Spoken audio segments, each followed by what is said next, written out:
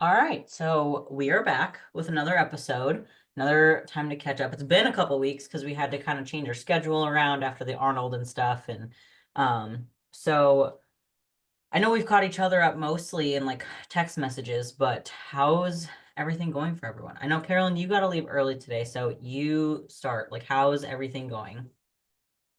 Good. So I was able to do a diet break, for yesterday and today. And so we're just moving along. No, it's very slow as normal, for me at least, but I like that it is not stressful and Cameron knows what to do. So really just plugging away every day. And I think the biggest indicator was just watching fatigue, particularly like training fatigue, because Hmm. I was starting to feel it like the last 2 days. I was like, yeah, things are starting to drop off. This is not good. But it's something that's manageable. It's not like in a crisis. So he was like, okay, next 2 days, just take off of cardio and be good. Yeah. Then at least you don't have to take like an entire week and then just like not train at all for a whole week. Like you already kind of start to realize that something's happening and then you can be on top of it and then it only takes 2 days and then you're just boom right back at it. Yeah, because at least like with his training, it's still intense, I will say. Like, but it's the actual it's steps and cardio that changes. Training Okay. training doesn't change. So it's different. It's different than usual. Oh, okay, I got you. Instead of just not training, you're just taking off steps and cardio. Yeah. Okay. That's cool. I think Amanda, you had a good word for it the other day. You were talked about like he coax it out of you, like instead of doing like a hard like we gotta like hit a hard and like go super fast and stuff where it's kind of this little give and take. Like, okay, we're gonna push a little bit, then we're gonna pull back, and then we're gonna push a little bit and pull back. And I think that Carolyn, for you especially, I think that works really well. It seems like it does.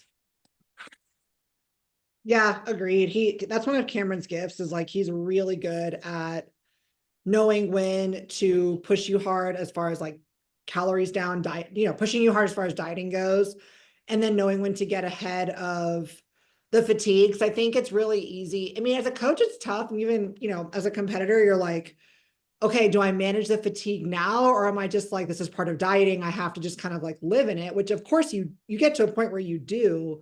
But I think he's really good at finding that really good middle ground of managing it without it just being like setting you back so much that you're like, now we're not making progress at all because we're taking like too many brief. Like he doesn't do that. He's really good at just like, it's more so like, okay, next 2 days, you're going to have higher carbs, like Carolyn said, pull the cardio out, make your steps like 5,000, something really easy, and then check in 3 more days or whatever. And then he looks at you again, just to kind of like monitor what the body's doing.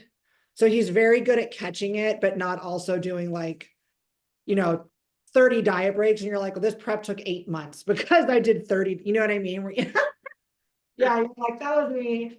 There's like too much. And then there's also like, sorry, I'm like, You're Brr. good.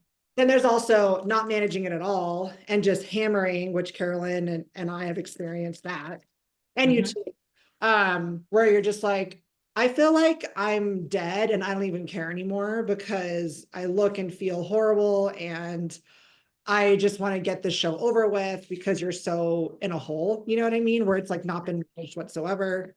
So there's that, fine line. I think the biggest thing for me that I've learned from doing it both ways, I've done it where I had my last prep. It was just written that we were going to take a deload and a diet break every fifth week, no matter what. And like, it was like a template. And it's like, okay, so I went along with it because like, I've never tried this before. Previously, all of my other preps had been like 12 weeks, and I'm just like, we're just going at it, and like, it always worked out fine. Um, so it's like, okay, we can try a new approach. I want to make sure I don't put my hormones in the tank again, whatever. Take it a little bit easier. But this was like 180. And like I was only training 4 days a week and I was enhanced. So I was like, I could have 100% handled way more than I was. And so to the comment that you just made, like not making it like dragging it out, making it longer than it needed to be, I got behind. And then I ended up still the worst case, doing protein veggie days and 2 hours of cardio a day, 7 days a week for like 6 weeks, probably. So that sucked. And I know you guys have been there too. Like And this goes for everyone, that not every prep is going to be the same either. Like, there's other factors that went into it too. But my point is that there is no set template. Like, there is no, you start refeeds at X weeks out. You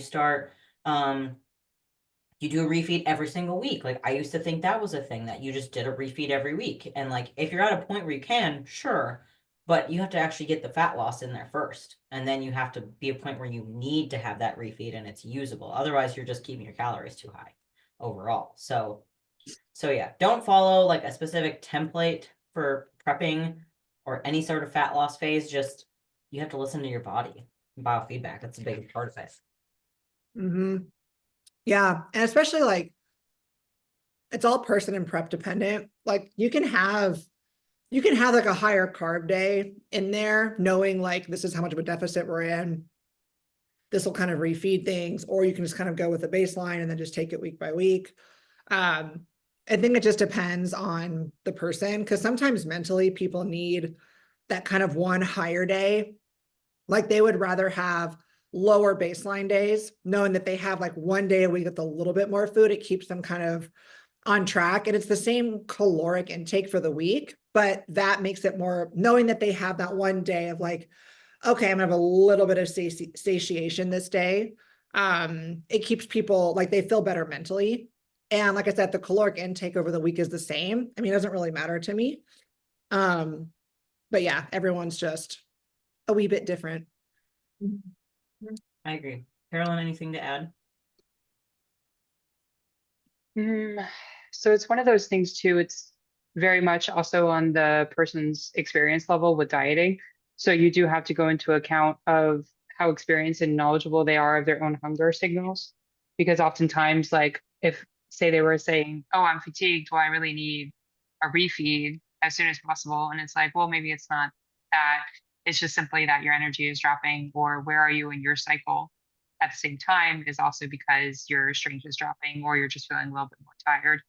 So that's also, what comes into play too. So I think, when we first started, going really hard and fast at the dieting can be beneficial, simply because you've never experienced it before. And usually you can get faster results as a first timer. But then after that, it's like, okay, you understand your body now, you understand what works, what doesn't. And it's still going to take many tries until you figure it. Yeah, no, 100%. I totally agree with that. I was gonna say something, I just totally forgot what it was. Christ. Well, never mind. Well, how is your prep going and everything? Mine, oh yeah, you're not, I wasn't sure. I'm sorry. My brain is retarded. I'm like, whose? Yours. Oh my God. It's going really good. I dropped like 3 pounds this week. So Cameron hasn't responded to my check-in yet. I wonder what he's gonna say. But yeah, I mean, I'm right now like 4 to 5 pounds above my last stage weight. Damn, that's And awesome. I was still like that. 2023, I was a few pounds off as far as like need to be a little leaner. Yep. My body was just too fucked to be able to push it more. And my mind was a little too fucked to push it more. So yeah, I think I'm like 142.8, and I'm thinking around 135-ish, somewhere in that range, like 134 to 136, somewhere in there is going to be like pre-depletion weight. Yeah. So yeah, that's crazy. And I'm still like 11 weeks. So we've got plenty of fucking time. Mm-hmm. That's gotta feel really good. It's really weird because I feel like I'm like cheating. I mean, Grant, don't get me wrong. Like, I'm hungry. Like, I don't, my workouts are starting to now feel a little bit like, kind of like my legs are empty. You know what I mean? Not like, Oh, yeah. not horrible. It's just like, okay, I'm a little like, I don't have as much in the tank as I would usually. Pumps are starting to suck a little bit. Yeah, for sure. And we pulled Anavar out for a few weeks just so I wasn't on it for too long. Yep. So that's been out for like 2 or 3 weeks now. So I kind of lost that additional kind of pump assistance. So when we put that back in, that'll definitely help. But yeah, no, I'm like, I feel good and I feel weird saying that because you know how I usually am. Like, Mhm. I'm so used to just like, no, if I'm not dying, I'm not prepping. And even Dan was like, it doesn't even feel like you're prepping except for the fact that we like don't go to restaurants on date nights. And Right.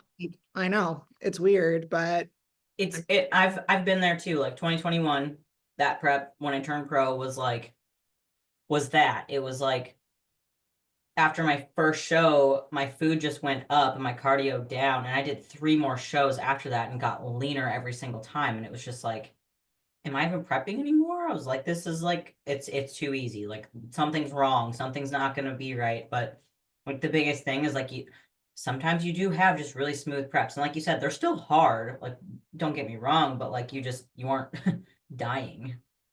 no, and it's hard, but not like it usually is. Like, Mhm. bro. I mean, we all know, but Mhm. yeah, it's not at all like it was the last few preps. Like, so, I mean, yeah, I feel kind of guilty. Like, you know what I mean? Don't feel guilty. Nope. I know, I know it's stupid to say that, but I feel guilty that's not as hard as it usually is. Like, it's still hard, but just not as bad. But anyway, it's going good. Um, yeah, like I have no idea. Wish I could have an update from Cameron, but he's been really happy with the progress. We haven't really changed a ton. I think since the last time, my calories are now at 1685 as like my baseline, and I haven't had like a higher, whatever you want to call it, high day refeed day in about a week. So we'll see what he says today since I dropped 3 pounds and we're still 11 weeks out. So I'll be curious, like if he's like, nope, keep riding this train, I'll be like, okay. And if he, does implement some other high days or whatever. Cardio hasn't changed. It's basically 35 minutes, 3 days a week, which Damn. I feel Damn. I have more cardio than that now, and I like just started. it's that was the cardio when we started. It's never changed. Damn. So I think I don't even know where it's going to get to because it's like, I mean, I'm sure it'll bump up like maybe 5, 6 days a week, but I don't know, man. Damn. I'm jealous of that. That's what I'm saying. I'm like, I feel, You've and earned it. You deserve it, but I am also jealous of that. you know what though? I think it's because I dropped so much weight before the prep started. That's Yeah. literally, and I didn't just drop the weight right before. I dropped the weight, lived at that weight, and maintained it, got calories back up again, and kind of reset myself there. So my starting point Was much was lower. so much better. Yeah, like I started at like 142, 143. I'm sorry, no, I didn't. 152, 153. That's where I started. And I usually start in the low 170s. So I started 20 pounds lighter than usual. Oh shit. So yeah, you didn't have to lose 20 pounds initially. And that's kind of where I think like Luke is going with us right now. Like we're basically doing like a mock prep. So I'm like, because one, I had some thyroid issues. My TSH was really high. I told you guys that. TSH was super high. So it just I was having an adapted thyroid issue. So once I started dieting, my thyroid just adapted really quick and it was hard for me to keep dropping weight. So I did get down to like 130, 129-ish, and then I kind of came up to like 131, 132, and I've held that now for a while. And previously I had started at like 138. So like 6 pounds difference, but I feel a lot better at this weight. And like now we're starting here and we're gonna do like a mock prep into I don't know how many weeks, like 12-ish probably, and just see how it goes, see how I respond. Decide from there if we're gonna do a show at the end of the year or not. But I'm kind of leaning towards not, because one, there's only like 2 shows to pick from at the end of the year around here, and well, and by around here I mean the US. And if we did if we did spring, I would have way more shows to choose from, bigger shows, and just more time to grow. So then coming out of it, it would be at a starting point like yours, where either way, I'm setting myself for a good starting point for prep next spring, or coming into it and just continuing on. So it just kind of depends, but I mean, so I'm like just started this week, so we'll see how it goes. I was just going to ask when you started that 12-week kind of prep, not fake, mock prep, you said. Yeah, I'm treating it like prep in my head because I need to do that, because otherwise with like mini cuts, I'm like, oh, like if we go out to eat with the girls on the weekend, like I can have like so and so at a restaurant and make it similar to what I eat already. Where now it's like if we go out, like I'm gonna have a coffee and like that's it, and like I'll eat my food at home kind of thing. You Yeah, know? for sure. So just different. In my brain, that's what I have to do to flip the switch and like get into that prep mode. So yeah, so far I haven't lost any weight. I'm still like 132 this whole week, but Yeah, but it's week one. Like week one, I always gain weight. It's fucked up. Even it's this so stupid, isn't it? this prep, I did that too. I gained like 2 pounds. I go, what the, like my weight had been stable for like 3 months, like had not moved more than like 3 ounces for 3 months. We dropped food a little bit, had cardio, and I gained 2 pounds. Granted, that's like, could be that could be so many things, but I was like, all right, well, that's sweet. It's almost like your body takes a minute to like be like, oh, this is what we're supposed to do now. Okay. Because like the same thing, like I could just kind of eat intuitively on the weekends, like when we were off somewhere, because I'm like, it's too stressful to bring all this food with. Like, I don't need to worry about this right now. And I would come back 2 pounds lighter. And I had like chicken strips and sweet potato fries one day. And like, normally that kind of stuff, is calorie dense. And coming back, nope, I'm down. When we came back from the Arnold, I was down in weight, and I was like, this never happens. And like, I ate pretty freely there. But like, It's stress. It's the lack of stress. Cause like when you start prep, it's like, okay, like, you know, sorry, I thought my dog was chewing on my side table. I was about to like lose it. rip them a new one. I was like, what? His toy is like right up against it. But when you're Hmm. traveling and having fun, you're like way less stressed. But when you like the first week or two of prep, it's like, okay. And it's not necessarily like really bad stress, like, oh no, what's good? It's just like, okay, all the, not able to eat freely anymore. We're on fucking point now. Like everything has to be perfect. There's more planning. So I feel like the first couple of weeks, it's just a little bit of like more of a mental load on your Getting mind. into a routine again with prep, because like I've started to like get up and do my cardio instead of do it post workout, like making sure that I'm like keep up my steps just 1,000 steps. So I'm like, okay, like I have to make sure I hit my steps today. I can't be like 9,560. I got to get 10,000, like the minimum. So it's just little things like that, and just getting that into that routine and whatnot. And Carolyn's back. I got a phone call. Oh, Oh, well, that's okay. That works. We're just talking about prep stuff. So yeah, I mean, it just takes a minute to get into it, but then like when you're in it, it just starts like, and you're just in a good groove. It just starts rolling. Like thankfully, all of my clients, I think we have 5 in prep right now, but all 5 are just like losing every week and just like smooth and just stress free for the most part, and even a couple like new timers, so that's really, really cool to see. It makes it fun awesome. for me too. That's great. Yeah, Were my some girls. of the Oh, go ahead, Caroline. oh yeah, were some of the clients the new fit model division as well? Or No, figure? um, I did just get a girl though that wants to do fit model. So she might be competing more so probably like next spring. And then I have another one. She's a mom, and she's thinking about possibly doing a show next year too, but she's like 3 months postpartum, so she's like, I just like want to like get back into shape, do the whole thing, like lifestyle, wellness, that kind of stuff. She's really on point with a lot of stuff, so I don't see it being difficult for her, but she just has 2 little kids under 2. I'm pretty sure under 2 or 3. um so she's just busy, but we'll see. Hell yeah, dude. Yeah, I don't have any fit model. Um, I have a couple of girls that could do it right now, but I think they still want to decide like if they want to keep not trying, but working to grow into bikini. And neither of them are competing like this year. So, um, yeah, no one quite yet, but I'm sure it'll happen as the division grows and people see I think it's going to take a couple years for that standard to really be set. Same Um, thing with wellness. yeah, exactly. Like I think it's going to take some time for people to kind of cycle through it.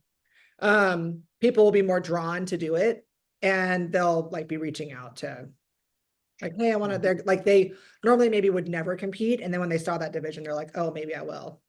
Yeah, it's because it's more attainable, it's more feasible for people to do that and not so scary about like, oh man, like even this bikini chick, like Laura Lee, they're like, that's a lot of muscle. Like I can't do that. Yeah. So But it's then, understandable. yeah, totally. Mhm. No, I mean, I get it for sure. Yeah, I just hope they stick to the division, or at least what they're looking for, because like we've seen, every one of the divisions have evolved. So I we'll see. envision it, you know what I envision it like? I think it's going to be a very genetically based division. I mean, bodybuilding is in general, of course, but even in bikini, there are things you can overcome.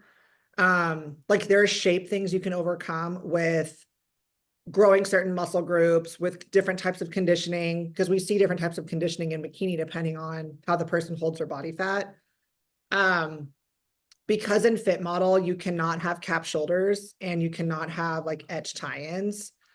It's going to make it so that you cannot, like, you can't grow your shoulders more to make your waist look smaller. You know what I mean? Like, there's things that you can't, like, you Very can't true. grow your leg. Yeah. I think you're gonna, like, it's gonna be very, even more so than the other divisions, more structure based, because you either have this look or you don't. And I kind of envision like the women we used to see on like the fitness magazines where they had like a little outline of abs, nothing crazy on their arms, um, had like slender but shapely legs. Like that's kind of what it's going to grow into. But I do kind of envision like the girl that maybe ran track or sprints in high school, like hurdles or sprints, and she's got that like leg development, but not crazy shoulders because they're so anti-cap shoulders. And I would imagine the other reason they did that is, I mean, judges know that when you add anabolics in, the first place to pump up are your delts.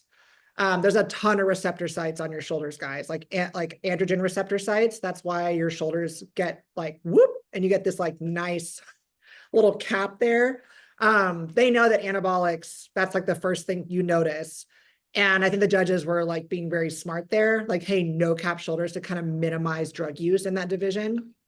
Because they're very, very against seeing that. So I do think someone's just going to have to naturally hold body fat in a smooth, even way. They're going to have that like toned look, quote unquote. And I think the girls we're seeing right now look beautiful, but this isn't the look that it's going to be the division that we're seeing right now. I just don't think they can do that yet until girls kind of start hopping in. Like I kind of envision like fit influencers with tiny arms. You know what I mean?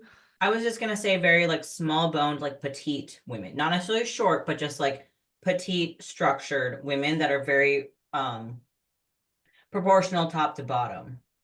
Yeah, Mhm. that's kind of what I think the division's going to turn into. But right now, we still have a lot of girls that were in bikini and are stepping into Fit Model. And a lot of those girls do have like shoulders or they're just skinnier, but they still kind of have like those harder lines. I think we're going to see some round, bubbly girls enter into this division that don't have a lot of shoulder or arm muscle, slightly like a little bit of quad, nice bubbly glutes, just kind of, and then they're just going to show up, put a tan on and just crush it. I think that's really going to be what it is. Kind of like the 90s exercise videos. You know what I mean? Do you remember those with like the leg warmers and shit? I feel like there's going to be girls like that they're just like toned. And that's Yeah. how I think there's going to be someone that we're going to find that's going to be like, God damn. Yep. It'll evolve itself. It Um, will. Yeah. so I've been thinking a lot because like, we're all on like some sort of cutting phase whatsoever. It's show prep season coming up, obviously. So like all the exciting things are happening now this year. So for especially like newer competitors, if you guys could go back and give yourself some advice when you started prep, when you first started all of this, what would it be and why? Put you guys on the spot. I know. Carolyn, do you want to go first or do you want me to go?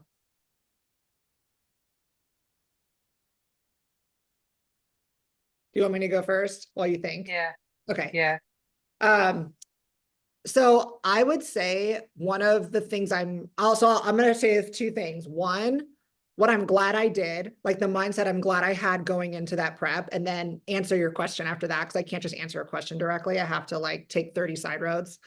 Don't we Carolyn, all? We're females. I know it won't take long, but it's just it's going to set up some part. So before I did a show, I'm one of those people that I research the living shit out of everything if I'm going to do it. Now, of course, I still didn't know much, but I knew enough to understand that, okay, this first prep, I have like no muscle. I don't really have much to present here. I know I am years and years away from even being kind of competitive in this division.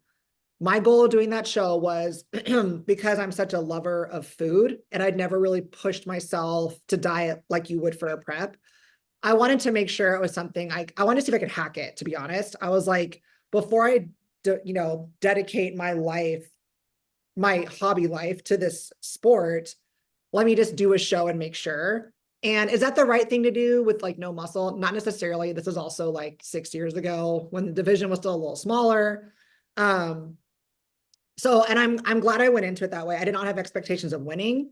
I did not have any of that. Like I totally knew I'm like a stick. I've got no muscle, but I got fucking lean. And that's what I wanted. Like, can I do it? Can I get the conditioning? Because I listened to every podcast. I read Eric Helm's book about like the guide to prep. Like I totally understood what it took from that level. And I did it and I loved it. So I was really proud of myself for that. The one thing I wish I would have done though is lifted for a couple, like another year or two before doing that. Because I knew when I started, I loved the training and I understood my mindset. Like, I just want to do a show and see if I can do it. But I still could have had more muscle to actually present something up there. You know what I mean? And I think it's a bodybuilding show. It's not a test drive show. And I just didn't know. So I wish I would have waited, put on some more size and pushed it like at least another year out. I still would have been like not nearly big enough, but I at least would have had something kind of okay to go up there. And also posing. So my first coach was a sweetheart, but she didn't really hammer the posing a lot. And I was doing it with her. And she would just kind of like, I kept trying to like get posing lessons and she was just really busy and I wouldn't get a response for a few days. And I should have just hired someone else to do my posing, but I felt like I was supposed to use her. I would have started posing way sooner. I would have gotten that way more dialed. And I wanted to, I didn't have the confidence to say, okay, it looks like you're too busy to pose me. Is it okay if I go like hire a posing coach? I should have just done that. And then said I was like afraid to go outside of her, but then I couldn't like nail her down to get me a posing lesson until like 8 weeks out, which is a terrible idea. So my posing was like, I mean, it was terrible, but it was like okay enough for a true novice, you know what I mean? But anyway, I could have presented myself way better if I had just taken some more time. And did you do an NPC show, your first show? Oh yeah. Okay. Yeah, I did it natural. I did Okay. it natural. Yeah, I didn't intentionally do it natural. Like I wasn't like, I'm not taking anything. I never asked about it and she never brought it up. The only Right. thing I took was caffeine. And yeah, I got down to 126.5 pounds. Yeah. I'm 5'9", guys. So that, like I said, I was like whittling a toothpick for that show. I was skinny, but I had like no muscle. And so yeah, I just did caffeine and pre-workout. I had no PEDs at all. So I did that 100%. As you know, I think most people should do their first show or a few shows, depending on how old you are when you start. You don't need PEDs your first show, like if you're at that age, if you're already gone through things and stuff and had issues, then sure, but if you're a young girl, like no issues, anything like that, like don't get into it just to start PEDs. Like you don't even know your natural potential yet, So Yeah, yeah, for sure. I definitely think it depends because there's some PEDs that are obviously like, banned in natural federations that are pretty like therapeutic. You know what I mean? Like, yes, no, I 100% agree with that. yeah. So, but if you're like, but also I think it depends. Like if they're a girl doing bikini or, for sure fit model shouldn't need it. Enzo, shut up. Sorry. He's over there just like, Just having fun. he's just like rolling around like, wow. Making, 100%. I know. He chooses when I'm on this to start doing that. And like right before and after, he'll just nap in a little circle shape. Of course. But anywho's in, yeah, if they're a bikini girl, like let's say, you know, they're one of the gifted ones where they already have maybe not gifted, they've already done a lot of training for a lot of years. Maybe they were a gymnast, maybe they did some other kind of sport in high school and college, and they're dense and muscular for the division. And so really it's just kind of, you did some refining for a year and then you want to bring them into the show and they're competitive. I'm not against throwing in some fat burners or things like that. You know what I mean? But I definitely think like, definitely don't sit there and just like hammer someone hard on the PEDs like right off the bat. You know, take some more time, find that natural potential. And if you know you've reached it because they've been training for a long time, then have that conversation. But it really just, if they just want to do a show for funsies, yeah, I don't know that it's necessary. No. Carolyn, how about you? Do you think? Yeah, so yeah, I gotta jump. There's definitely, you know, like with a first prep, I wish I knew more about internal health markers before I had started. But at the same time, I can't, you know, blame myself for that because when I started in 2013, that was not something that was very much widely talked about. So, and the same goes to is like, you know, continuing building that muscle as soon as you know you want to compete, like Amanda did, you know, just knowing that, hey, like I need a lot of muscle for this division and it's going to take time, but you've got to start somewhere too. So I also would say that, hey, maybe I'd started sooner, but at the same time, can't blame myself either because it wasn't the right pairing. So over many, many years. So it takes a lot of, you know, lessons learned, but at the same time, eventually you find your path. So I don't know. Everyone's got to do something at least once. Yeah. Yeah. And no matter what, like as new competitors, like you're gonna make mistakes, you know, whether that be you're just with the wrong coach, you trip on stage, you take something you probably shouldn't right away. Like we've all been there and all made mistakes, and like you just have to learn from that too. But by us sharing, like trying to help you avoid some of those like basic things, you know. But I think those were both really good suggestions. I had kind of a different like startup to this. Bye, Carolyn. Love you. So it's cool listening to everyone's story and how they got started in competing because I had a completely different start. Like I started in the natural divisions. So because I just didn't know any better. That was just what was around and it was what I didn't know any better. You're like, they're just like, yeah, you should do this show. Like you have some muscle, like because I was a gymnast. So like I had enough muscle to start and I was 20 years old. And so I just was, you know, in college and I was like, well, I like to be competitive. I'm really competitive and I wouldn't let myself play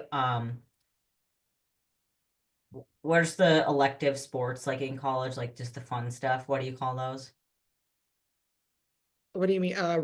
Like recreational? Like, what do you mean? Yeah, like rec sports or whatever, where you get like a team. Intramurals. That's what it was. Oh, yeah, sorry. I didn't wouldn't let myself play that. What'd you say? I rode horses. I wasn't actually an athlete in college, so I have no idea. Okay, so I couldn't let myself play those because I was like, there's no way I'm gonna be able to do this because I take this way too seriously and like these people are gonna mess around and fuck around and I can't handle it and I'm gonna get pissed. So I'm like, I'm just gonna do something on my own. So I'm gonna lift some weights, and that's how I kind of just started bodybuilding. And I also really liked food. So I gained, you know, the freshman 15, and I was like, ooh, this doesn't feel good at 4'9". So someone had just mentioned, oh, look at him. It's okay. I have a cat laying on my lap too, just like slouched over me.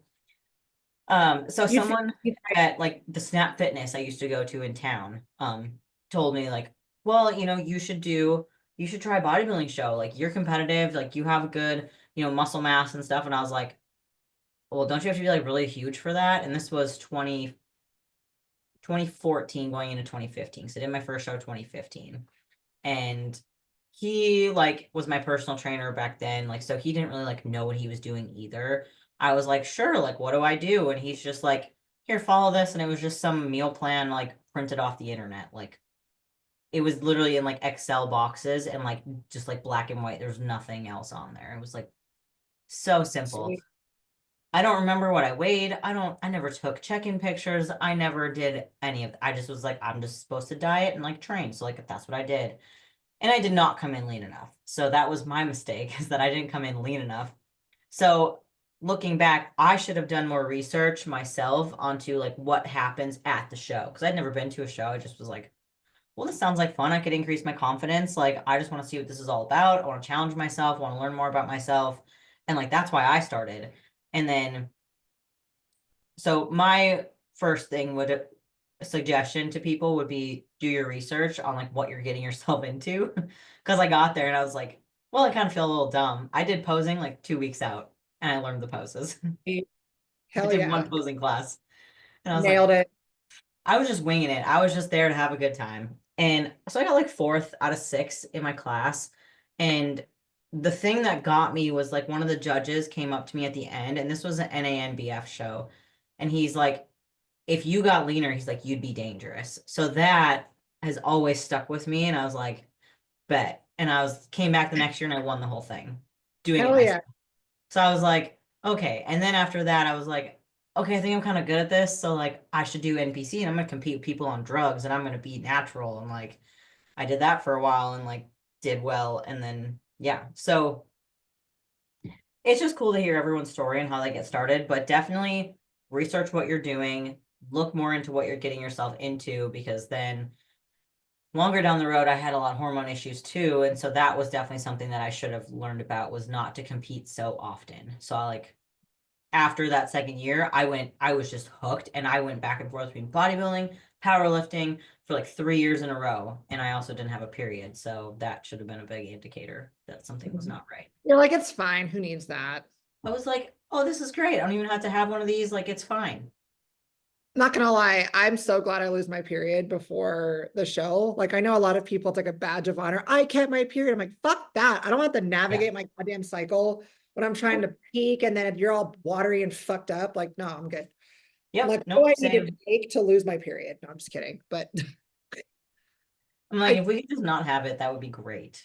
oh my God. Just Yeah. period. Just, you just get a note every month that's like, congratulations, you're not pregnant, and like move on. Congratulations, you're not. Well, it'd be really nice to have hormonal health without a period. I mean, I Yeah. feel we all feel that way, but Mhm. oh, It's so funny. Tyler's like, you guys are freaks of nature. You bleed straight for a week and you don't die. How does that happen? we're not bleeding like leaders. Yeah, I'm like, it's just like within the uterus. Like it's like continuous, just like blood. Just like a rushing out. waterfall, like The Yeah. Shining, just like Like the parting of the Red Sea. Like it's nothing like that. uh, It's great. Yeah, I guess what else is new but there was something I was gonna bring up. I forgot what it was though. I know. Oh, Derek Lunsford doing Pittsburgh Pro.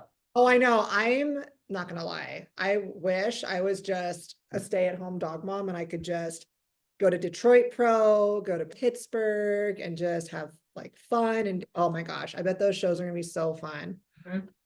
Me and Tyler talked about going to Pittsburgh this year, but by the time we talked about it, it was like it's too close now.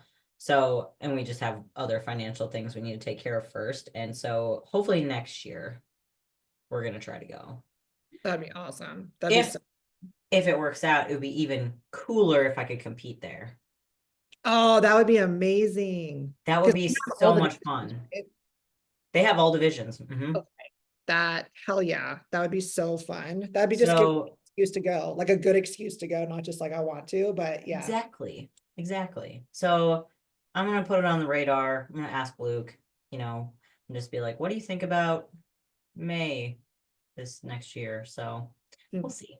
What do you think about these? Oh, I love that. These nuts. How about these nuts? What do you think about these nuts? Yeah. And then let's see, what else is new? I guess it's been a couple weeks since we've been on the podcast, so like I can't remember what we talked about last time. Yeah, it's fine. We don't even know about all that. Oh, I got a new car. You did? I did. Fuck yeah. What kind of car did you get? Okay. I got an Audi A5 Prestige with a sports pack on it. With a what on it? I'll send you a picture of it, a sports pack. So it's like, Ooh. it's sporty. I don't know. I love cars, but I'm not like super familiar with car lingo. I sound like an idiot. I'm sure people that like cars are like, shut up, you don't know what you're talking about. You're right, I don't. Um, you're absolutely right. This You're thing, right, I don't, but I just know some words and it sounds cool, so I'm gonna go with it. right? Okay, so my car, I have had her for 13 years. I And say, you've had her for a long time. oh yeah, I'm not like a serial car turnover person. So I've had her for 13 years. She had 223,000 miles on her. And she started, and my husband, Dan and I shouldn't say my husband, Dan and I, we started putting money away for a down payment on a car because we knew like in the next, a few, not long ago, we're like, okay, in the next couple of years, it's going to happen. Like it's old. And so it happened a little sooner than we were expecting, but it was making all these really weird noises. And so we took it in and they were like, yeah, it's going to be like 10 grand to fix it. The car's valued at like 3 grand. So me and Dan were like, okay, I think it's time. Like there's not really a point. And then just, investing all that and then something else goes wrong. Cause they basically said like, there's a lot, just like wear and tear age wise on this car. And I was like, fuck. So I'm also the kind of person I don't like overspending and you know what I mean? Like I told Dan, I was like, look, I do not need some crazy bougie car. I just want something that's fun, that's got like a little bit of zip in it. And like I said, we've been saving for it. So we found that car. It's pre-owned. So it had Oh, like, nice. yeah, I think I had like 35,000 miles on it or something. So not bad. Cause I was like, Yeah. anything brand new. I was like, I don't want to spend that for something brand new. If it's certified pre-owned, then, that's totally fine by me. And oh my gosh, I could not, the price was, so it was like, cause we basically looked at everything. Okay, this is what we want to spend on the car to keep our payment this per month. We found this car was totally in the budget and it's a Audi. So the interior is like kind of luxury. And I Audis are haven't nice. had, oh my gosh, it's so, so nice. I don't know why that car, like, I don't know why it's like so, I guess not affordable, but I mean, new. Was it leased? Is that probably why? No, it was owned. Oh, It had really? 2 owners. The first owner only had it for 6 months. So likely the guy was like, the first owner was probably just like at the dealership test driving it because there's only like a few hundred miles on it. And then one other owner, and it had been serviced at Audi dealerships the whole time. Oh, So okay.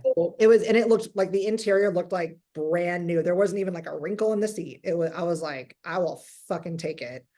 That's Um, awesome. I drove it, never envisioned myself having an Audi, but oh my gosh, it has like the black grille on the front, the red brake calipers. Oh my gosh, I love her I so. love the look of it. It looks very similar to my Kia K5. Yeah, But obviously Audi is like a way better brand. Kia is like it's cheap, but it's reliable. Kia's gotten a lot better over the last few They years. Like, have. They've like I've loved both the Kias I've had. Loved them. But yeah, my lease is up in July this year. So um so we're just gonna turn it in because Tyler bought an Audi Allroad. It's like a little hatchback thing. It's like a 2003.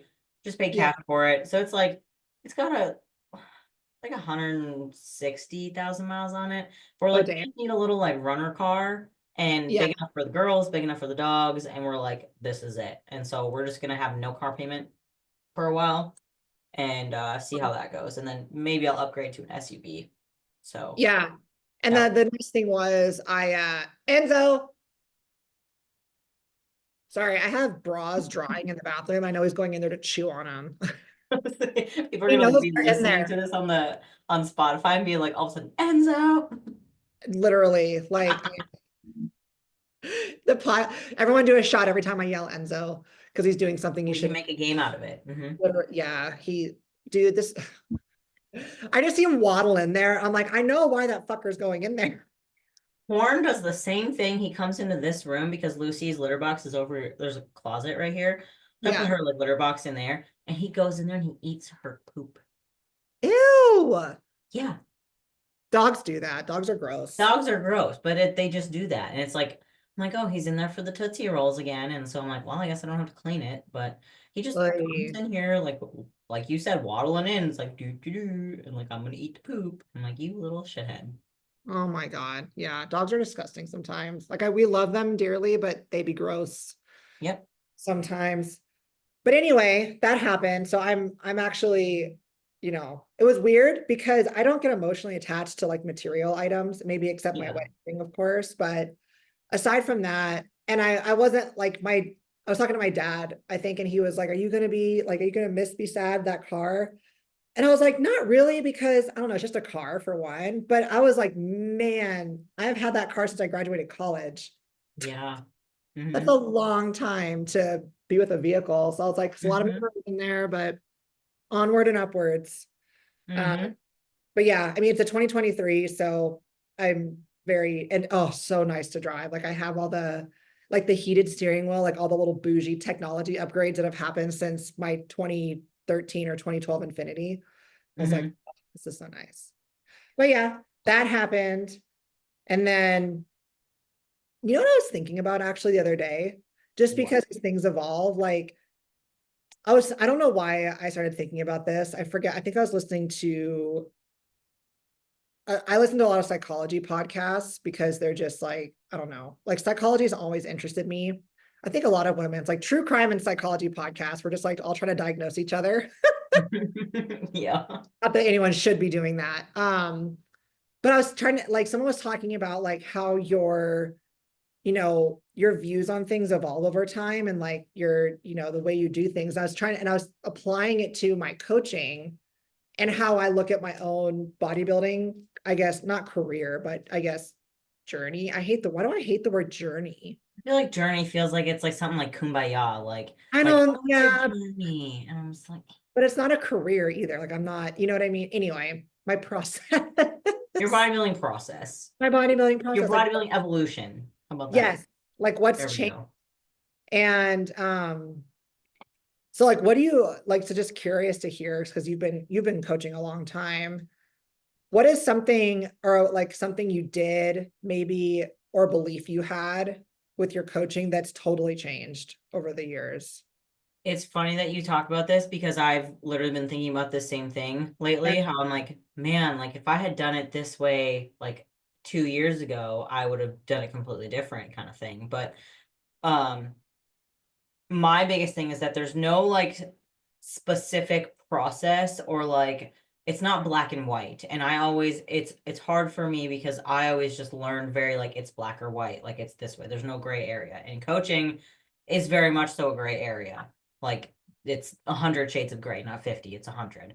And that is something I've really changed this year and I've done a lot less of like protocols and like things like that like in added so many supplements because like I'll say like I was like, oh, you just okay, this is wrong, you do this protocol. Okay, this is wrong, okay, you do this protocol, and then it started to not work. And I was like, okay, well, there's something wrong here. Like, why isn't it working? And then like you dig deeper into the root reason of why, and then it's like, oh, well, you don't necessarily need all these things. Let's just try switching this and that, and like one little thing at a time. Because most of the time, the overwhelm of just the client of being like, oh my God, I've changed all this stuff now. And like, I've changed my entire lifestyle like today in order for this to work. And it's like that itself is overly stressful. So a lot of things are just honestly simplifying it for people. And it just works a lot better. And so that's kind of like how I guess how I've changed things, even just in the last year. Yeah, I think that's awesome too. Because I think that's pretty like supernatural, and everyone should be doing that. If you're doing the exact same type of coaching from 5 years ago to now, you've learned nothing. Mm-hmm.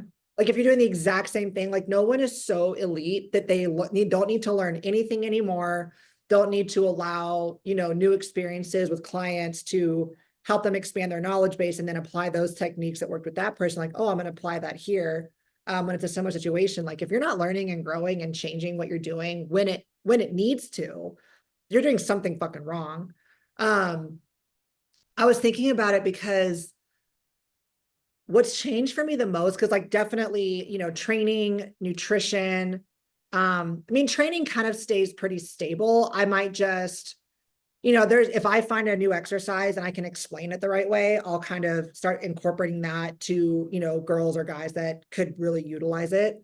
But it's really the communication, the type of communication I have with my clients and the mental side of things. That's really changed for me. And I think when I started coaching, like I'm a competitor too. Like I know there's a whole mental side to this. If anything, it's the majority of the sport is the mental side of it. But I don't think I had a grasp, and I probably still don't, is to how vital it really is, not just for their competitive career or just to see lifestyle clients get the changes that they want. But for them to also be successful in other areas of their lives. Because I tend to see, you know, there's just so many people use bodybuilding as kind of their outlet, but not in a healthy way. There are a lot of their, yeah, like a lot of their self-esteem is derived from their physique. I And did. yeah, I think all of us, especially guys and girls, but especially girls, just because we both coach, you know, a lot of girls, it's kind of ingrained in you that some of your self-worth is based in your physique. And what I've learned is it's not that how your physique looks and feels isn't important. What should be more rooted in your self-worth is how you treat your body. You know what I mean? Because if you're treating your body the way it deserves and well, you're going to look great. Unless you have some like medical condition. I'm not talking about people with medical conditions. I'm talking about like, if you are treating your body well and you're doing it because you want to respect yourself, you're going to look great. And what looks great is going to be different for everybody. Yes. Some people want to be more muscular. Some people, you know what I mean? You start working towards that thing. But I've noticed that just one, working with a lot more people now than I did years ago, obviously, getting their feedback and just kind of getting inside their world a lot. A lot of people just, man, they place so much inherent value in what that scale says, in what they look like, in their body fat percentage, in all these things. And while, yes, of course, those data markers are valuable, like I could have a client that this maybe like is starting their prep, maybe a little genetically gifted and they're recomping, but their scale hasn't budged a ton and they're like all upset. And I'm like, are you looking at your pictures? Like you look incredible, you know what I mean? But it's just like, nope, if the scale's not dropping, I'm doing something wrong. So I've noticed that, I mean, that's just, sorry, derail. That's just one example, but I've noticed that when people don't have that, how do I explain this? When people are fighting themselves internally, the bodybuilding competitively, at least, is a great way to cover that up and to kind of dull it. You know what I mean? Because it's the next tangible thing. And I know for myself, for example, that, you know, as I've said 1,001 times, my preps are brutal. I wouldn't just take 2 years off because I needed to grow, which I did. I took 2 years off to recover mentally because I would be not like, I knew I was not right. You know what I mean? At the end, not just because of the fatigue from being really lean, my relationship with food was fucked. And that's kind of what happened. And it's not because I have now an eating disorder. It's just when you starve yourself for long enough, certain biological mechanisms kick in to get you to eat, to get you out of that starve. So I was like, and it takes me mentally longer to not be hyper focused on food all the time and overeating and doing all these things. And I just like, there was a time where I prepped just a year after my 2021 season. And I was like, I started dieting. I was like, nope, I'm not fucking ready. Like, I remember that. I'm stressed, I'm anxious, I feel starving, and I haven't even just at the thought of being in prep, we hadn't changed calories. Just when I started thinking like, okay, food's getting restricted now, we're going to start dropping calories eventually, my body was like ramped right the fuck up, like eat everything if that's coming. Mhm. And I was like, I'm not ready. I'm not Because ready. you're in that scarcity mindset already before you even are Yes. there. And that drives Mhm. hunger, guys. Like if Mhm. you know food is scarce, even if it's self-imposed, it will drive hunger up. Because that's the cue to your body that famine's coming. Mhm. You know what I mean? And people like hundreds of years ago, they would know famine was coming. It wouldn't just like hit them all of a sudden, like, oh, one Mhm. day. It's like, no, crops are dying or there's a drought and they knew it was coming. Um, so anyway, there's so much to this that doesn't get addressed. And the fine line is we're coaches, we're not therapists, we're not psychologists. So I try to walk that line of like, hey, like day-to-day stressors surrounding your physique and around the normal ups and downs of bodybuilding, I'm here to help with. But I've had a lot of clients too that I really encourage to go talk to somebody. I've I have talked to to. therapists, yeah, off and on a lot. Mhm. And I've learned like there's things I can help with, also. And a lot of times I've gotten very comfortable with saying the hard thing. Um, I know by my personality, it seems like, oh, I can just say whatever. That's not the case. Like, I never want to hurt somebody's feelings or make them feel like not bad, because I'm not saying anything like mean or anything like that. Right. You're not doing it to be degradation to them. Degrading. Yeah. Yes, that's No, right. not at all. And I'm incredibly conscious of my language. Like a lot of times, if my clients are listening to this, like I will sit there and look at what I'm sending you guys, and I may type it out 3 times. I'm going to edit and delete it, and I'm going to read it over and over to make sure if I was them, as much as I can envision myself being them, and if I'm receiving this, how am I going to receive this? If I'm in a mood of despair, if I'm in a mood of panic, if I'm stressed, if I'm exhausted, whatever the case may be with them, I'm going to read it, try as much as I can to read it as them. And I'm like, how would I receive this? And sometimes it's like I'm saying the same thing, but even just a couple word tweaks is going to make it land, because I'm trying to get them to see something and to Mhm. understand something. And I'm not going to do it by putting them down, by being an asshole, by being right. I'm not going to get them to get through any of that. And sometimes it's like walking it back a little bit, like, okay, let me get their mood back in a better spot so I can say what I need to say. And it's always with love and kindness, and they all know that. Like, I've never once had a client respond like, oh, that was harsh or mean, or I've never gotten that. They all are like, oh my God, I needed to hear that. You know what I mean? And that's become those relationships and that communication has become so important for me as a coach, because it builds trust more than anything. And sometimes my route isn't necessarily the fast and easier route. You know what I mean? And there might be a coach over here offering, get lean in 3 months or whatever. And I'm like, yeah, you could do that, but long term, I don't think this is what's right for you, and that's not what I'm going to do. Mhm. And I don't know, that's just become, I think I'm also able to do that too. Because partly, like, you have way more clients than I do, but I have like, my clients don't pay my bills. Right. You know what I mean? Like, they pay me for my knowledge and my time, but I don't, like, if 10 of my clients, if all of my clients quit tomorrow, it wouldn't impact my budget or my bills at all. At all. And it's not that I'm saying I don't care, it's not that, but it allows me to say what I need to say with only their best interest in mind. I'm not, um, you know, influenced either way. And when You're you not trying to like save face. know, like, of course I want to retain everybody. That's fun. That's great Right. to work with. Like, if someone's like not listening, or we're not jiving and it's not fun for either of us, like, obviously that's not a good fit. But all my clients I have, I love them all, and I want them all to stay, because 1, I love it. And 2, I want to continue to help them get progress. And I don't want them to feel like, man, I didn't get anything out of that. That would suck. Mhm.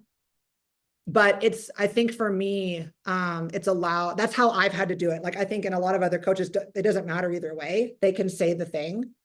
But it's allowed me to to be a lot more authentic with them without fear of like, oh, I know they, like, for example, I know they want to diet right now. And if I don't diet them, they're going to leave and go somewhere else. And it's like, I don't care. I mean, I care, like, I don't want them to do that, but it's not like, I don't need to. I can say like, no, like, you're not ready to. And this is what I think we should do. Mhm. If that I makes can relate to that because as someone like whose bills it does depend on, like Yeah, my bills do matter. Like what's that? of course they do. Oh yeah, yeah. So probably I would say like more like 3 years ago, like 2021, 2022 was probably where I felt the most stressed in what I was doing because I was trying to grow this business. I was in a business mentorship. They were telling me increase your prices to like almost like $500 a month. And I was like, are you sure people are gonna really pay this? They're like, yeah, yeah, do it. And like I'm in this mentorship and I'm like, okay. And like one, I wasn't confident in my pricing. And I was like, well, how am I, like little Kayla, that barely knows anything right now, going to charge $500 a month for someone who, compared to these other top level coaches who I know charge less than that? Like that just didn't seem right to me. But I would, be afraid to say certain things to them, or I would just want to retain a client, because I was like, I had this like scarcity mindset of like, if I do this, all these clients are gonna leave. Like I'm gonna leave and I'm not gonna have anything. Like everyone's just gonna leave. Always have had that fear. And like now, as especially since going on like back on my own with coaching, I'm much more confident in like what we have to offer. And we now like, if you're like kind of like putting the morale of the whole team down, like, and if you're just like I didn't realize how anxious I was with someone until they had left, and I was like, wow, I was like, that actually was really affecting me a lot. And like now everyone's just like grinding and like doing awesome and stuff. And like Tyler and I, like, I will go above and beyond to do things like outside of like what you're paying me for. Like I'm totally fine to do that. Like at the end of the day, I still need to get paid, but like if you're having questions on stuff and like if you're local, like I'll just go meet with you and be like, let's just go to the gym and like get through this. Like I'm not going to charge you for a whole hour session, where most people would. Like I just want it to be very authentic, like you said, and like be able to say, I don't think you're ready yet, but like let's take this year, because I've had the same problem where people come in like, I want to prep now, and I'm like, whoa, like you don't even follow a meal plan right now. Like, no, Yeah. no, no, no, this is not a good idea. So, and it's cool because now, like since the start of this year, I don't know what it's been like, but like for some reason, the start of this year, everyone that's come in is like coming in with like a long-term goal, not just like I need to get shredded now, or like I want to do a show now. Like they're like, I want to compete next year, and I'm like, cool, like you're starting at the right foot. Like we have a whole year to grow now. And like I'm like fucking excited because I'm like, I have a whole year to work with, not 12 weeks, you know? And even with lifestyle clients too, like I have a girl and she just came from CrossFit and she's getting into powerlifting. She wants to powerlift, but she has a lot of hormonal issues and like mental health stuff. So I'm like, hey, like let's just eat 3 meals a day and like go for a walk to get you out of the house. Like super simple things like that. And like before it'd be like, nope, this is the program. This is what you have to do. If you can't follow it, I guess you can't be here, you know? So again, no like black and white, like you have to kind of make everything work for every person. Like I've rewritten meal plans like 4 different ways at some point just so that people can follow it easier. Yeah, no, 100%. And I think like, should also clarify that when I'm saying that, like having 2 jobs for me, it helps me to coach better. That is just me personally.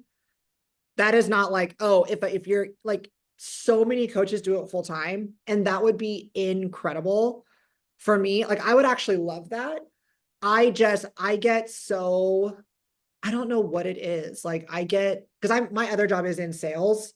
And it's funny, it's the same thing. I get paid when I sell, you know what I mean? It's like I have a salary, but it's pretty small. Right. It's more now because but still it's not, it's small. So if I don't do my job very well, and because I'm mainly commissioned, I don't make money. And I see in that role how fucking stressed I can get sometimes. And a lot, anyone is in sales and commission sales listening to this, you know exactly what I'm talking about. Cause you eat what you kill, right? For lack of better terms. Mhm. And I cannot have two jobs where that's the case. Like it's a little bit, I don't know. My rhetoric in my mind is that I'm an epic failure. That's my rhetoric in my mind. That's always been my story that I tell myself, is that I will never be worthy of anything I have, and everything I attempt to do, I'm going to fail at. And if I succeed at it, it's because I got lucky, or it's because someone else helped me. It's not because I earned it, I worked for it. And that's the thing I battle the most. And I'm getting, every year, that voice is getting a little bit smaller or a little bit quieter for me. But right now, if I were to have two jobs that were that way, I think I would, you know, and I mean, I do, but I mean, like, if I had my full-time job be coaching, if I have my full-time job be coaching, I just think I would start to be not a great version of myself, just being like, trying to find the balance of like, okay, I can't like say things to retain a client, but also this is how I'm paying my bills. So it's like, of course I have to earn money, earn a living, and toe the line on certain things. But it would just impact me mentally more, in that I would be so stressed about, am I being authentic enough? Like, did what I just say, did I just say that because I'm feeling stressed? Like, and I would overanalyze fucking everything. And And that, that's what I did the first couple years. Like yeah, that was 100% me. I'm like over analyzing things. I'm like, well, like at this point, and like when you start, especially full time, you kind of have to just take what you can get for clients. Like you're probably at a lower price point. You can just take Susie off the street who just like thinks she kind of wants to lift weights. It sounds like a good idea, but she's not really committed. And like, how do you get those clients to actually commit? And like, and also like it is a good learning experience too. Like I work with multiple different types of people because I've had a lot of experience. Like I've worked in person a lot. I've worked with kids. I've worked with college kids. I've worked with seniors, like things like that. Like I've worked with all kinds of people. I just found like what I'm really good at now and yeah, what I enjoy. And so it's that thing in your head about, am I good enough? Like for me, it's always like, am I good enough? Like, am I good enough for this? Like, and I just never feel that way. And so that's like the anxiety portion that comes up. And like this, it's cool because I learned we did this in like my therapy. So I've been doing like EMDR, and this was like one of the first things we did was like the story you tell yourself is like when a client leaves, I like spike with anxiety because I'm like, especially unexpectedly, if someone leaves unexpectedly, I'm like, oh my god, what did I do? Why is it my fault? Like I did something to make them leave, like it's my fault. And usually it's not, it's just they just didn't want to continue, or they just like can't afford it, one or the other.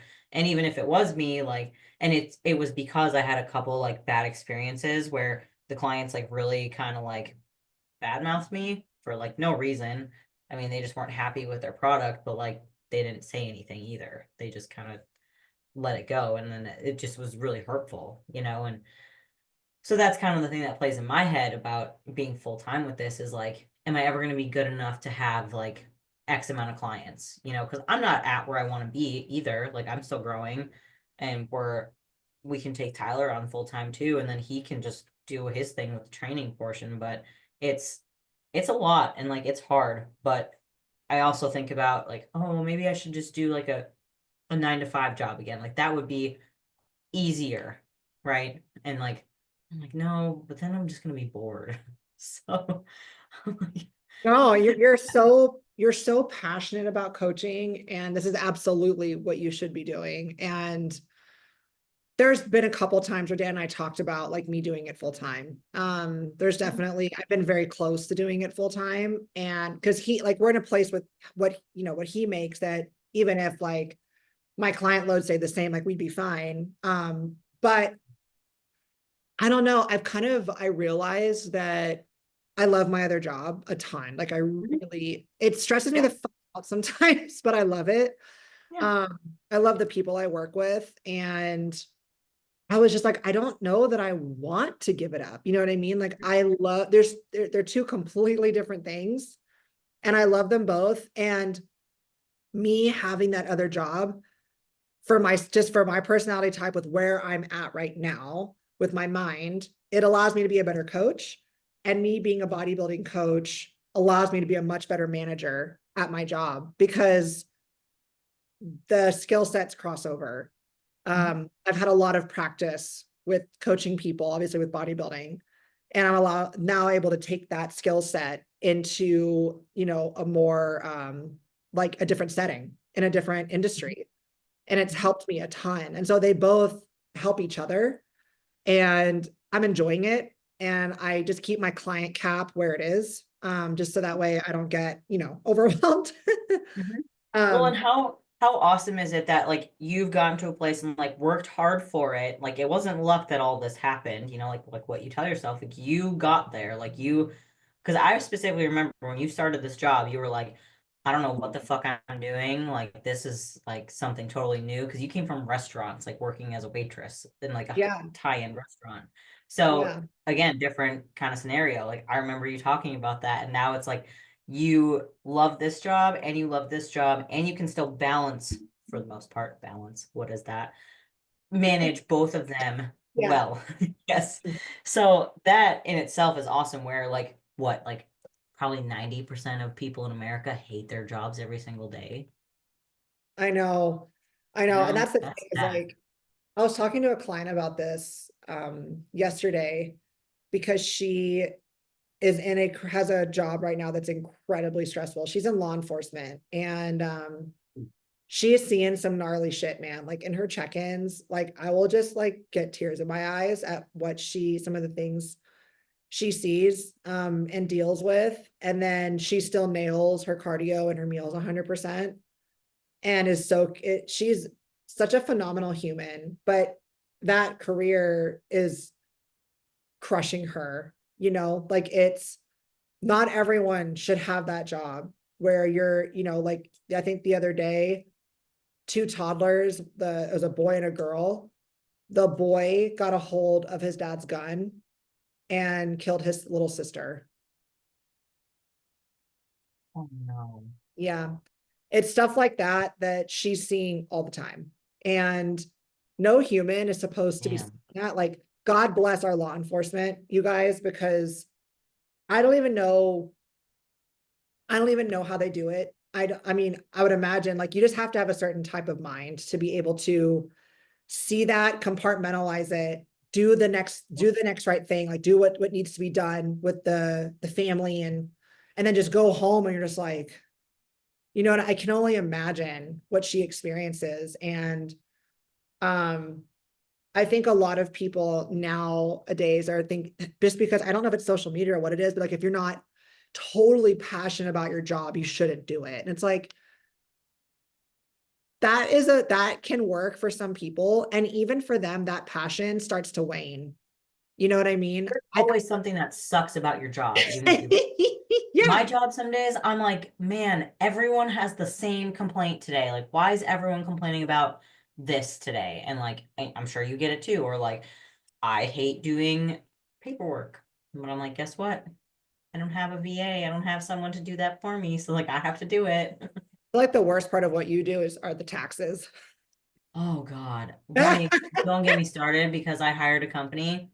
I paid them for 3 months now and haven't heard a thing. Ooh. So I'm about to send an email and be like, I'm Yeah. not paying for April until I have books up to date to Yes, today. seriously, what in the actual hell?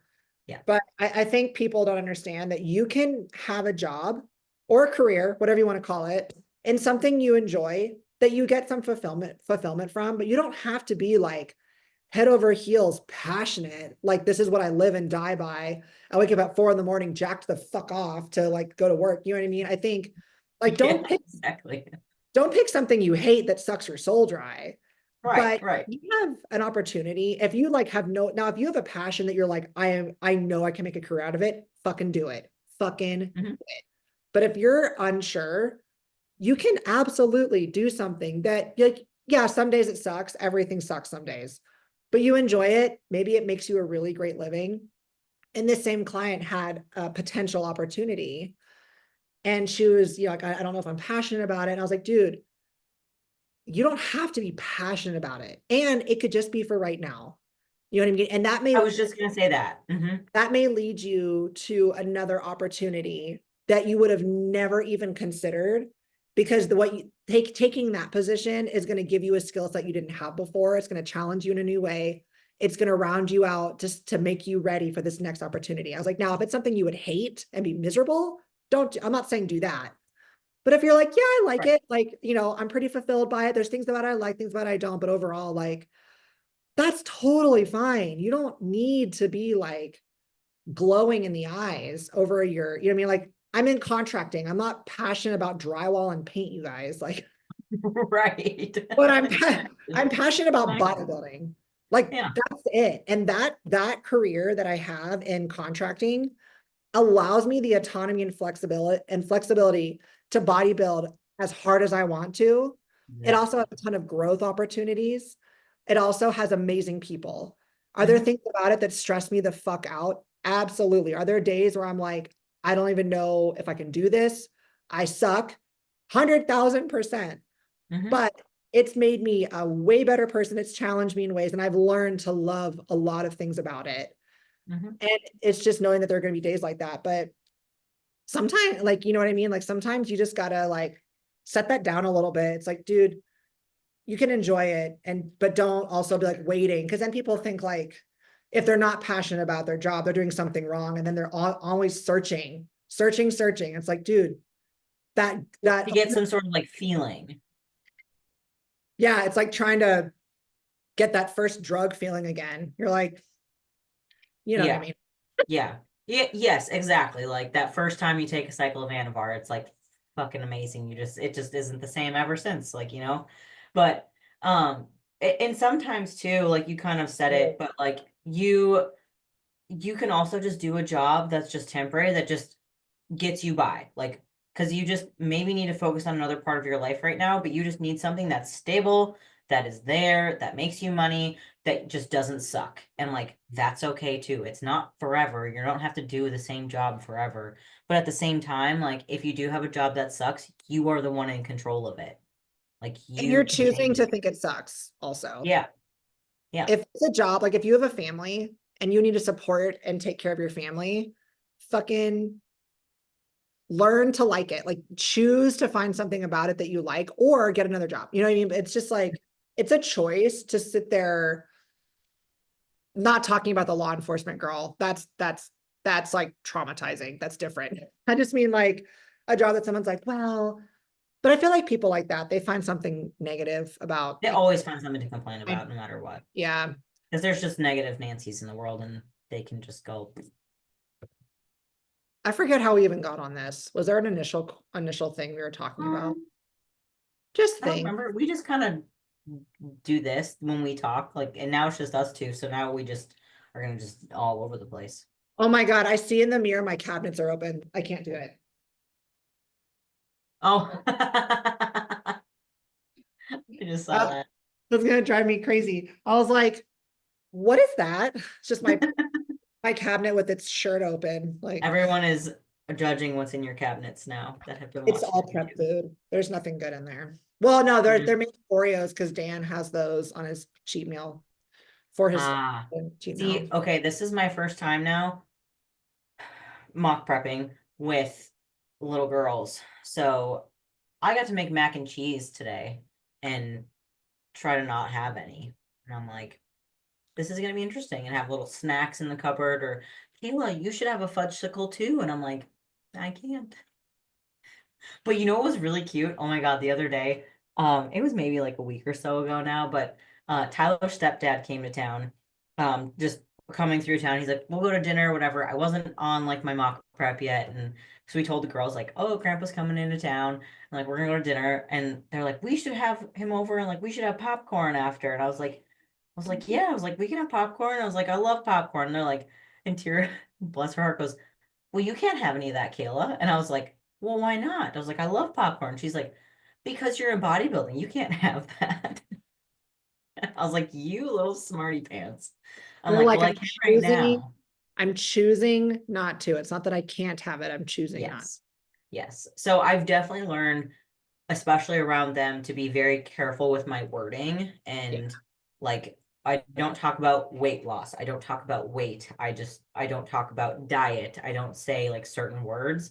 I just say like nutritious food, or I say this is like not so nutritious. You know, we're gonna have whole food kind of. I'm teaching them like good to have what's on your plate kind of thing. We got to have a protein, a carb, a fat, like fruits, veggies. You know, we try to have that per meal with stuff, but they still have fucking dino nuggies. You know, like I'm not gonna deprive Dude, them of that.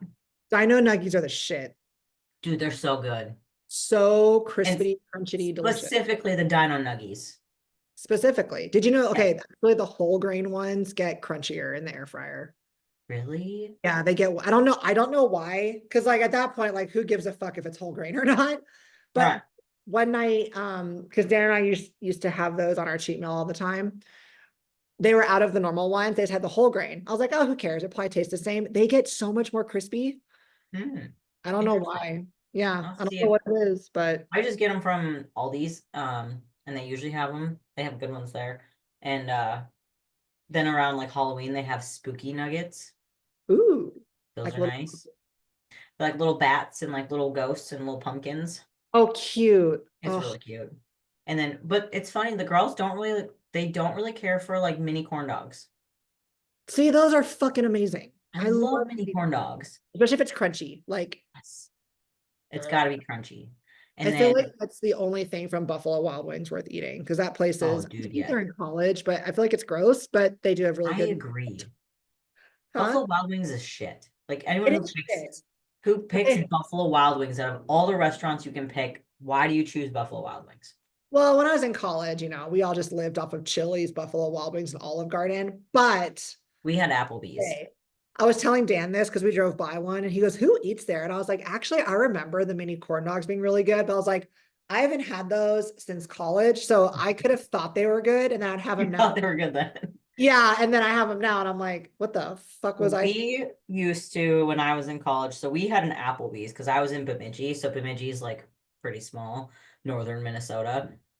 And we used to go to half apps at Applebee's and like just get like the boneless wings and stuff. And like I can't, it was like $5, for boneless wings. And I can't tell you how much I hate those now. Like I think about it and I'm just like, whoa. Like I can't do it. I'm like, I Aren't had too boneless many. wings just chicken nuggets? Basically, Yeah. It's a chicken tender. yeah, like a short chicken tender. That's pretty Oh, much it. dude, I don't know what it is, but this last like year, I have been on it for some crispy chicken, anything like crispy chicken sandwich, chicken strips, chicken nuggets, like every cheat meal. Dan's like, what do you want? I'm like, I want crispy chicken something with fries. I don't, it's like, oh, I mean, I've always loved crispy chicken. Who doesn't? But this last year, like before this prep started out, that was like my thing. And talk about I honestly have been the same, like either like chicken strips, like a good solid basket of chicken strips and sweet potato fries, banger every single time. And we have this chicken place in town. It's like the only one ever. It's just a local place and it's just fried chicken. And so they have like chicken tender baskets and oh my God, the chicken was so good. And even when maybe I go to restaurants too, like sandwiches, I'll get like a grilled chicken sandwich instead of like a burger. I don't even really eat burgers anymore because they just I kind of don't make me feel either. icky. Baby, we're talking about my love for crispy chicken. Oh, it's best. Yeah. Yeah. He's I not like a it too. burger person, so like we like wouldn't go get burgers a ton because that's just not hit. Like he wouldn't care if we went, but you're always wanting to like what do you want? And so I haven't eaten them a lot. And so I stopped like really, really craving this much, and I just want like a fried chicken sandwich instead. Oh, Yep. I usually just get like a grilled chicken sandwich with bacon on it. There has to be bacon on it. Like grilled chicken. Ugh, grilled chicken sandwich with like no. bacon. Like Crispy. I guess that in my mind, I'm like, okay, well, I have a grilled sandwich, so now I can have French fries. But then it has bread and bacon on it. Just get crispy at that point. It's like when I go to Crispin Green and I get a nice salad, but then I get a cookie at the end, and I'm like, balance. That little slice of bread that they get, is that crisp and green? Yeah. Oh, So dude, good. that little slice of bread that they have there.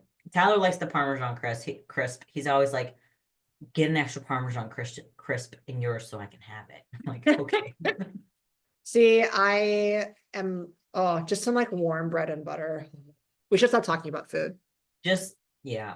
I'm Oh. always like toast. Toast is my thing. That's what I crave the most in prep. I fuck with toast. Dan is nodding.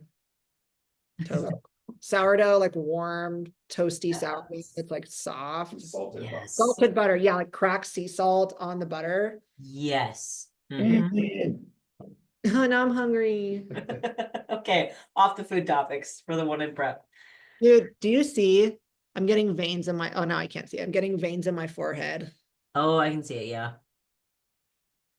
The light's all fucked up. So I'm gonna say now, the light makes it a little shiny, but like I now see it it. looks like I'm lying, but I saw it this morning. Like I was going to the bathroom at a gas station and I was like washing my hands and I looked up and I was like, oh no, Like it's there. it doesn't look like, I don't know. That's like the one thing. Like I think veins are cool, but when you're like at a normal job, I shouldn't say normal, non-bodybuilding, it doesn't look good. They're like, are you okay? And I'm like, no. You have like veins in your forehead and people are like, are you mad or like are you good? And then I have like the Botox, so I'm like, I don't know what I am. I'm nothing. Like I just there's nothing. Okay, you guys. So before the podcast started, I looked down into the camera and Kayla's laughing at me because when you get lean, you get like the jowls because like your cheeks don't have any fat to fill them out. And I have like the tiniest jaw of all time. I have like no jawbone. My face is really narrow and tall. It's, I don't, there's a lot going on here. But I was like, oh my God, I need to like, my face gets so small when I prep. It looks so bad. I'm going to my my Botox chick and she's gonna give me some filler because I was like, girl, I cannot be looking like Skeletor. I gotta lose like 10 more pounds, dude. I'm gonna look fucked up. I'm only halfway through my weight loss right now. Well, maybe a little less than 10 pounds, but like this isn't gonna get better. Yeah. Ugh. And the thing is, you guys, this isn't me like shitting on myself. This is just like the temporary look of like being really lean. Like I know when my face fills back out, it's gonna be fine. But this is the thing I don't love. Like everyone that loves being shredded, I don't like I'm getting into the phase of it where I'm like, okay, I was like lean and cute for a minute, and now I'm just like getting You're kind getting into the gross phase now. hey, yeah, like I want Mm.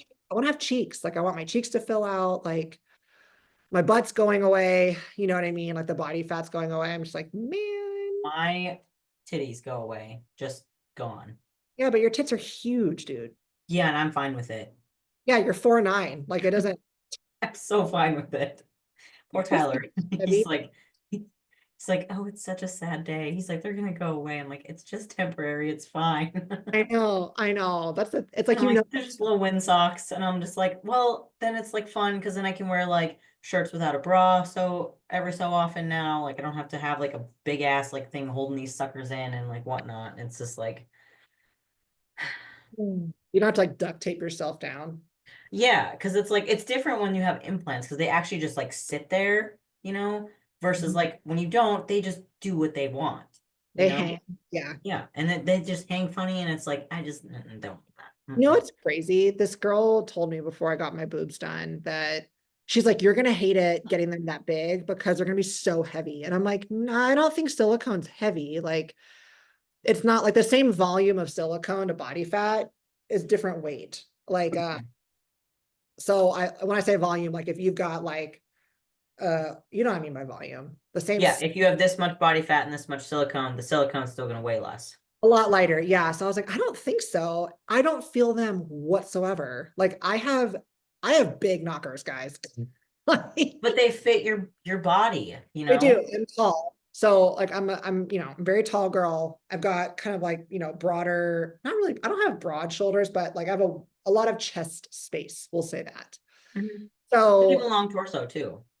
yeah. So I got Yeah. 600 cc's and which is a lot. Or like 595, whatever, somewhere like that. And I don't feel one iota of weight pulling me down ever. Well, I think you did it right too because you went under the pec. I don't know why anyone that's a competitor would want to go over the muscle. That just looks horrible when you get It lean. looks so, yeah, because like it just looks like Mhm. two discs sitting on Yeah, your. just like two little like basketballs in there. like if someone is not a competitor, just like a normal person, and they have quite a bit of tissue already, maybe they just like wanted to lift, and then like maybe they had a couple kids and they have some sagging going on and they want to lift and then add implants just to like make them perky.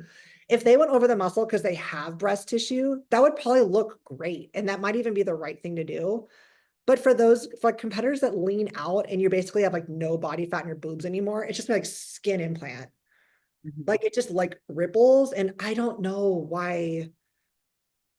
Oh my gosh. It's more prevalent in like older ladies, and I think it's just because of like the time, like when they started doing implants and stuff. Because I always see it in like the older women that you can see the edge of the silicone on like on their tits. Less invasive in the surgery. Like it's a lot more of a, because you're not, going under the muscle. But I don't know. Well, plus I had to because I had like zero negative breast tissue. None. Even at full off season, like, nope.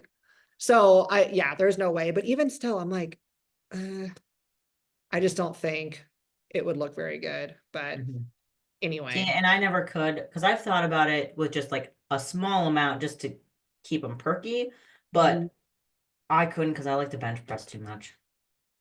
I mean, you just can't do it super heavy. Yeah, see, I Honestly, can bench I press feel 200 like pounds. I feel like breast implants would fuck with your look, honestly.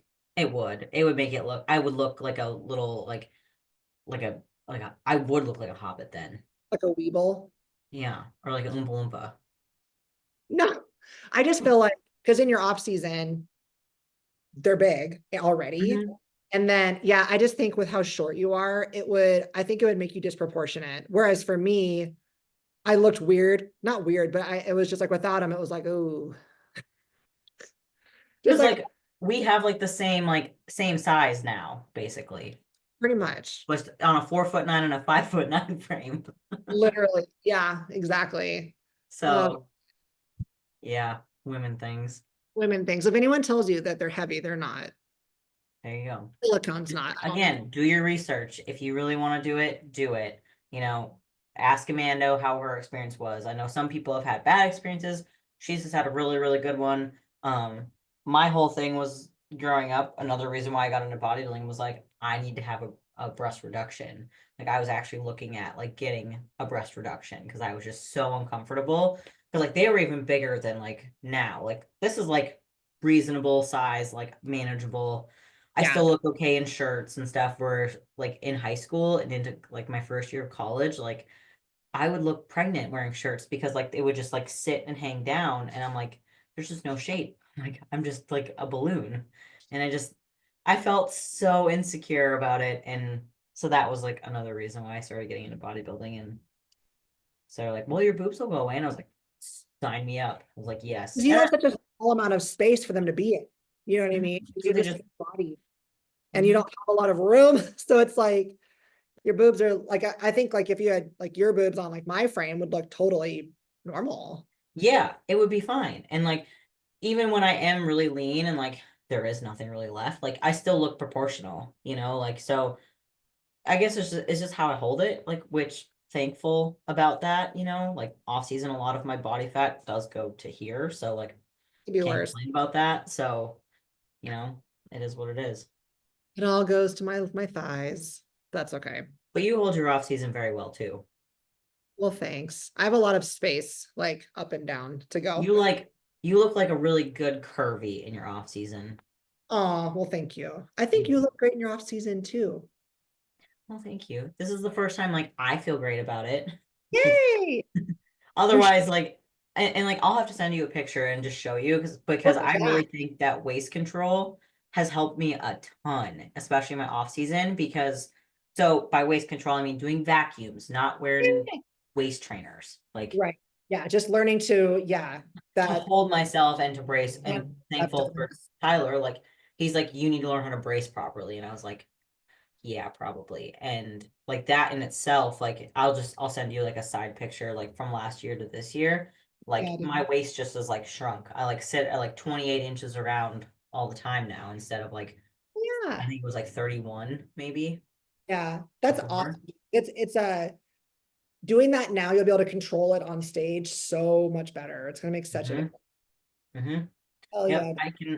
like if I haven't eaten, of course, like so if you guys are doing vacuums, do them first thing in the morning, in the shower, in the bathroom, whatever, after you go to the bathroom. Just do 10 rounds, just hold it as long as you can. And like I'll sit there and hold it and then I'll pull myself up into like my front relaxed pose and just try to hold it as long as I can each time.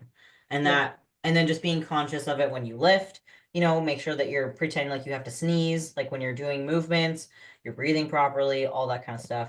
Yeah. And that will also help with waist control because I came from powerlifting, which was just like blow all the air into your belly and make a power belly. And that was really bad. You're like, not so much for bodybuilding. Nope. Nope. Nope. Well, dude, I think we're gonna go to the gym. Okay. I was just gonna ask if you guys were gonna head out here soon. So you guys have fun. What are you training today? Glutes? Yep. Woo. Every podcast will be glutes because I train upper body on the weekend. Ah, okay. My one little upper body day. I probably could definitely have a second back day. Like, it's not gonna hurt me to have some more back, but Yeah. I think it's just like we want to allocate the recovery as much as possible. So hmm I think after this season, I'm gonna take like a full week off from the gym. After this prep, I mean, just to like, my glutes have been sore for like a year straight. Ooh, I can imagine. Yeah, bro, it's a time, but I mean, it's working. So Yeah. hmm are you already trained earlier today, huh? Today's my rest day. Oh yeah, you're Thursdays rested. are off days, so I just do cardio. Um, Tomorrow I have delts and back, so like, you know, typical figure day. I train lats or like back twice a week, delts twice a week. Even like my push day is like one incline chest movement and then like delts and arms. And Yeah. then 2 lower body days. So I train 5 days a week Oh, sweet. and it works out pretty well. Sick, dude. Well, I hope you have a great night. Tell Tyler I say hi. I will. Tell Dan I said hi. He says hi. Hi. Okay. I'll talk to you guys later. I All love right, you. love you. Bye.